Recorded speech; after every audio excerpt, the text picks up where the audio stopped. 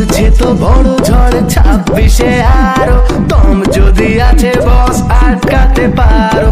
দিদির দামাল সেনা করবে কামাল, আজ টার্গেট সব সিট নে তোরা সামাল।